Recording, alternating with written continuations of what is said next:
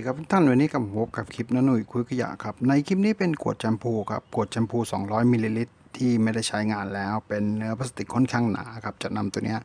กลับมาใช้งานกันอีกครั้งครับทำเป็นลักษณะของใช้ภายในครัวเรือนกันครับโอเคครับติดตามชมกันนะครับจากขวดแชมพูขวดพลาสติกขวดเหลือใช้ครับผม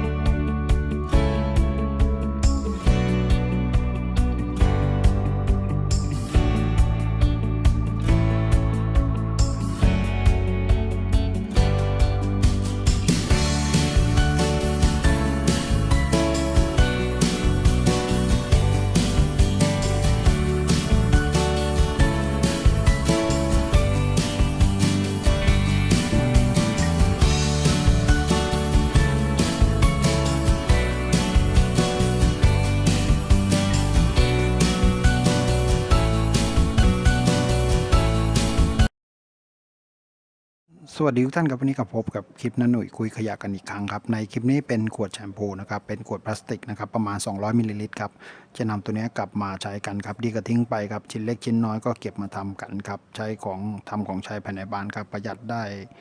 มากเลยครับช่วงนี้ครับมีอะไรก็ทำกันไปก่อนนะครับโอเคครับติดตามชมนะครับจากขวดพลาสติกขวดเหลือใช้ครับผม